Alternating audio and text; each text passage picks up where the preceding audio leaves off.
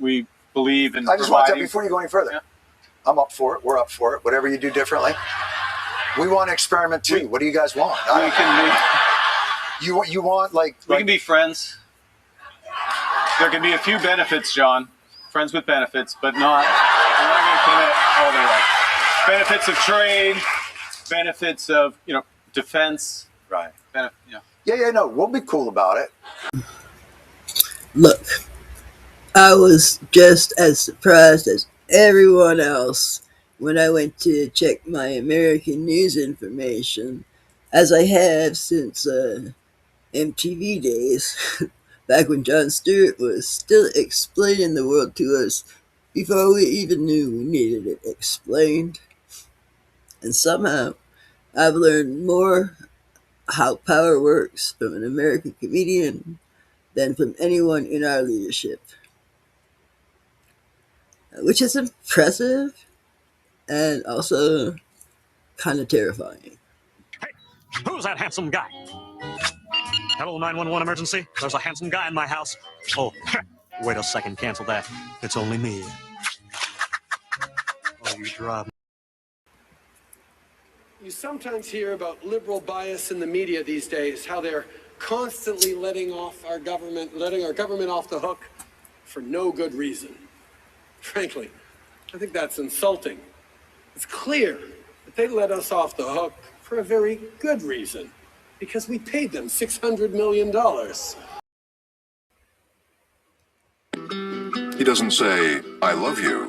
He says, my hypothalamus is firing oxytocin at above average levels.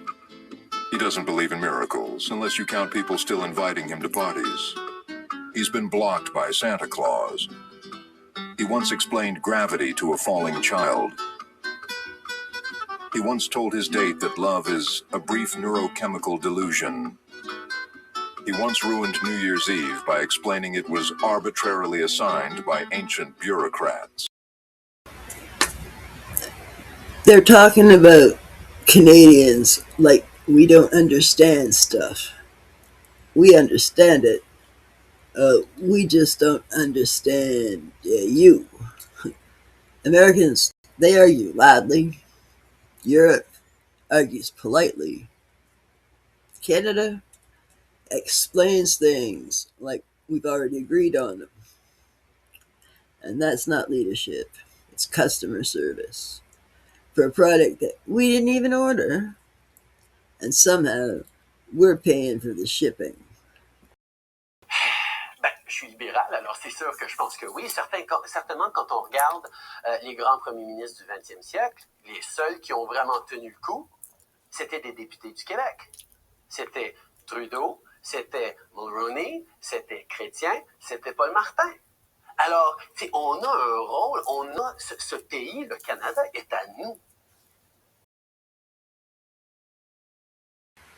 Of life in the private sector. There's no possible conflict of interest in your assets. It's very difficult to believe. Look inside yourself, Rosemary. I mean, you start from a prior of conflict and ill will. It's woven into one of the things we say all the time, which is diversity can and should be a source of strength. It's that we no longer define ourselves, if we ever did, through a traditional or stereotypical identity of a typical Canadian. They're talking about Canadians like we don't understand stuff. We understand it. We just don't understand you. Americans, they argue loudly. Europe argues politely. Canada explains things like we've already agreed on them. And that's not leadership. It's customer service for a product that we didn't even order. And somehow we're paying for the shipping. Registering your guns is just the first step towards taking away guns from everyone. That's never going to happen because here in Canada we have a culture that has grown up with guns. Weapons licenses for those convicted of intimate partner violence and those subject to protection orders will be revoked. Through the deployment of scanners, drones, and helicopters, additional personnel, and canine teams, the government will stem the tide of illegal guns and drugs across the border. It will take these steps while protecting the rights of law-abiding gun owners and Indigenous peoples' long-standing hunting traditions. I keep hearing Canada has no culture. We're a post-national state or something. We have culture. You just don't like the parts that don't vote for you. Okay, also, a quick reminder. Apparently, we need one. Canada is not an American side quest, a European branch office, or a Chinese investment opportunity. We are not up for a franchise. We are part of the Commonwealth. Yeah, that thing everyone forgets exists. Over 50 countries, billions of people, shared system, shared history. Not exactly a backyard club. And no, before anyone panics, that doesn't mean we're owned. We're independent. We just didn't wake up yesterday and reinvent ourselves. People served under that system. They still do. Built lives, fled for it. The history is there. So, no, we don't need the US telling us who we are. We don't need the EU managing us, nor do we need China's influence in the boardroom. We already have our alliances. We just keep forgetting them.